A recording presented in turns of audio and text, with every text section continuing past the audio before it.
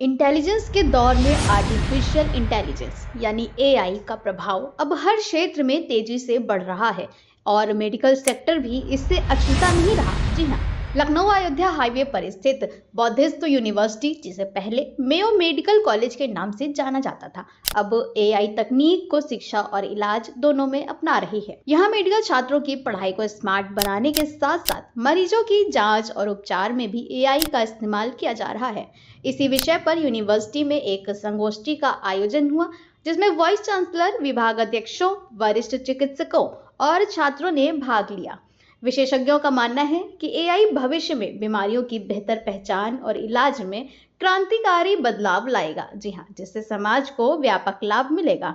इसी विषय पर आयोजित संगोष्ठी में विशेषज्ञों ने एआई के बढ़ते महत्व पर चर्चा की और इसके भविष्य को लेकर अहम बातें साझा। किस तरह से रेडियोलॉजी में एआई किस तरह से मरीजों के लिए और इवन डॉक्टर्स के लिए किस तरह से हेल्पफुल है। मैं शुरू करने के पहले ये बोलूंगा कि ये जो मिथ है, artificial intelligence is artificial intelligence, वो ह्यूमन इंटेलिजेंस को रिप्लेस नहीं कर सकता है। असिस्ट करेगा वो रेडियोलॉजी में भी, ये असिस्ट करेगा।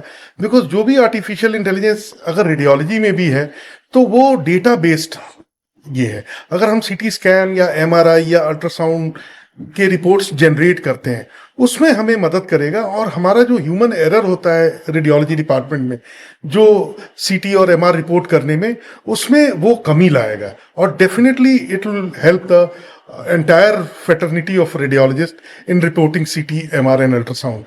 It is a big it will revolutionize the entire radiology department by helping the radiologist, not replacing the radiologist. Artificial intelligence जिस तरह से समाज के सभी क्षेत्रों में बड़ा महत्वपूर्ण हो गया है, तो मेडिकल में, पेशेंट के ट्रीटमेंट में और रिपोर्ट्स को डायग्नोसिस करने में, पेशेंट की ओवरऑल डायग्नोसिस बनाने में एआई का क्या रोल अब होने वाला है, और इसमें क्या कुछ चांसेस, अगर लापरवाही होगी तो गलतियों के भी चांसेस हैं? एआई पे पूरी तरह डिपेंड होना सेफ है मेडिकल फ्रेटर्निटी के लिए?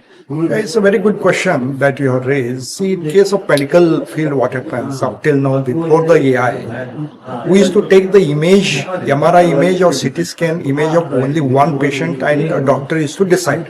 But now I can take 10 images of different patients and I can analyze it.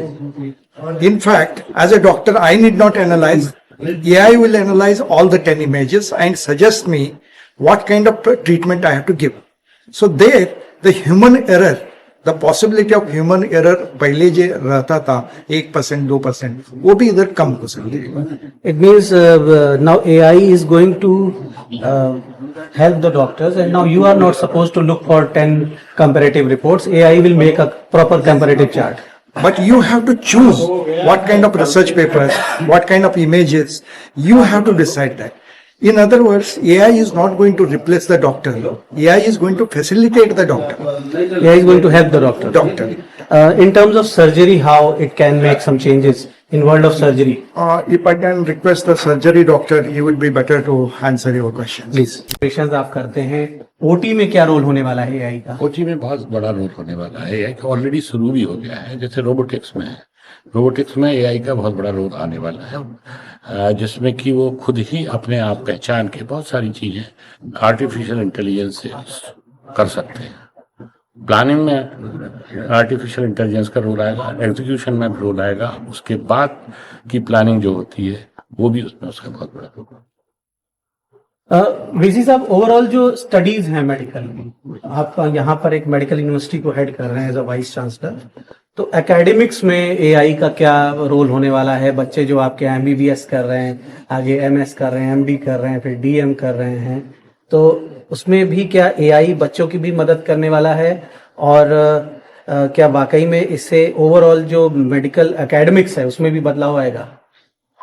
You see, if you look into the national education policy, which has come in 2020, the policy is purely focusing on course outcome, program outcome, and program specific outcome. This can be very well captured with the help of artificial intelligence. This is going to set what are the objectives of the course, what are the objectives of the program, and what are the objectives of the discipline also. So accordingly, the outcome and the impact of that outcome, how it will help in the community, that is very important. And there, the human intervention, the professor's intervention, which was there earlier, used to be found very less. But here there is a facilitation instrument, AI as a tool. With that, academics, medical education is going to get strengthened.